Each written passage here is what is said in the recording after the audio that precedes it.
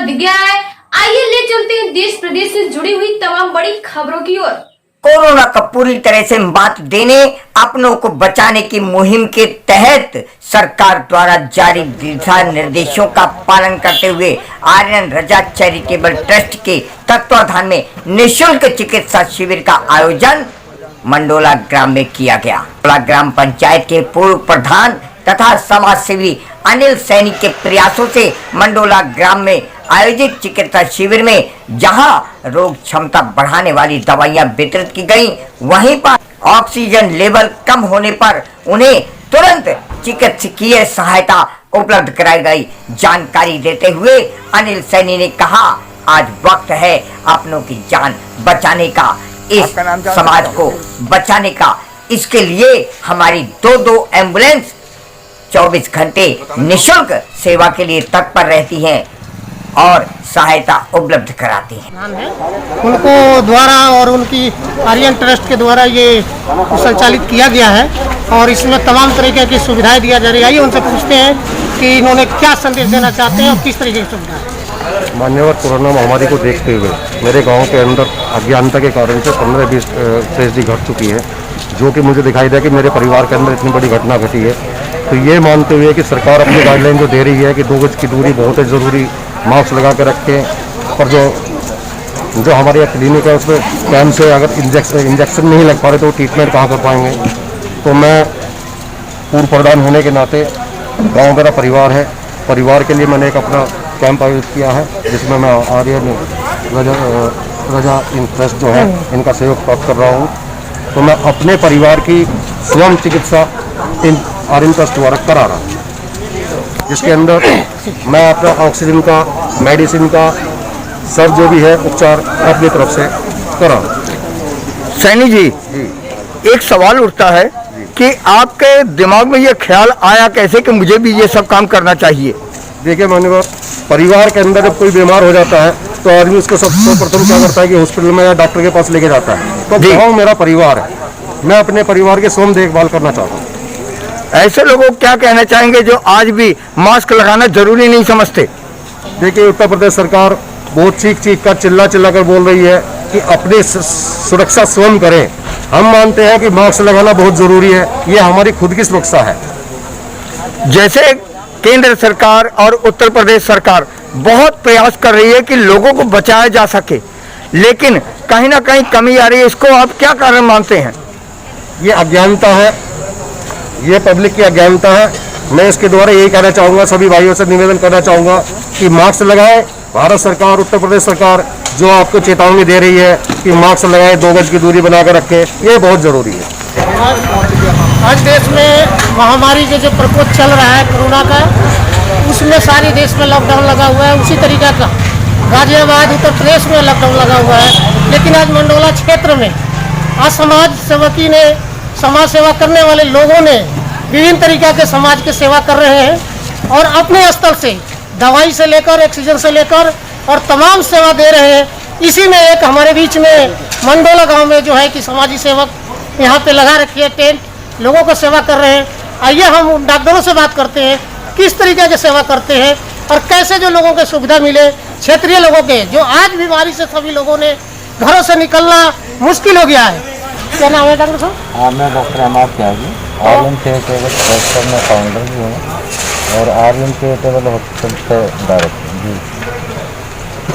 बताइए सर, इसमें जो आप सेवा कर रहे हैं किसी ट्रस्ट के हिसाब से कर रहे हैं या खुद अपने आर्यन हॉस्पिटल की ओर से कर रहे हैं? तो इसमें जो है ना, हमारी आर्यन चैरिटेबल ट्रस्ट का सहयोग है और साथ में जो मंडोला गांव के जो प्रधान है अनिल सैनी, उनका बहुत बड़ा योगदान है। उनकी मेहनत से, उनकी लगन से उन्होंने ये कैंप लगवाया है आर्यन चैरिटेबल ट्रस्ट के माध्यम से। और इसमें आर्यन चैरिटेबल हॉस्पिटल की पूरी टीम और अदरवाइज डॉक्टर यहाँ पे मौजूद है, वो सब सेवा दे रहे हैं। इसके कोविड के बारे में अवेयरनेस, उसकी जानकारी दे रहे हैं उनको कि किस तरीके से आपको घरों में रहना चाहिए, किस तरीके से ये अपनी हिफाजत रखनी चाहिए।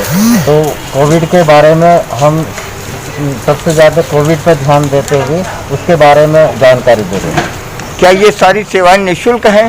जी, जो सेवाएं हैं वो सब निःशुल्क है इसमें आर्यन चैरिटेबल ट्रस्ट का और जो यहाँ के प्रधान है अनिल सैनी, उनका बहुत बड़ा योगदान है। उन्हीं के माध्यम से ये कार्यक्रम चल रहा है।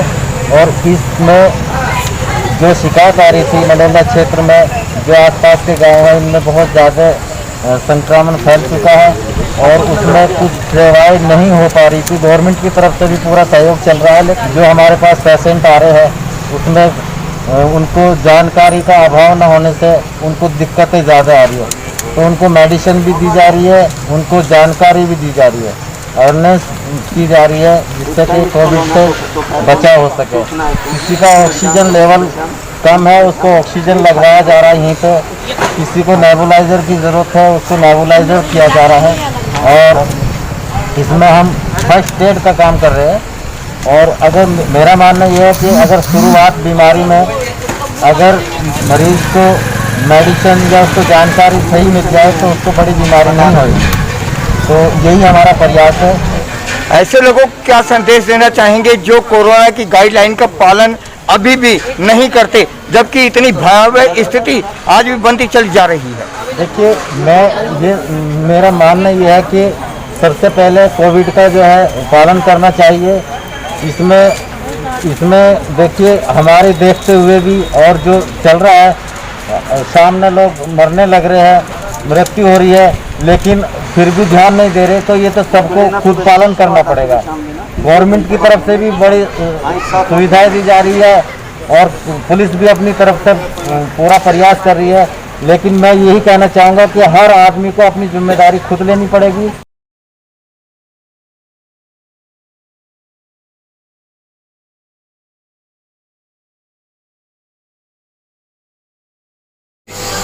आपका नाम क्या है?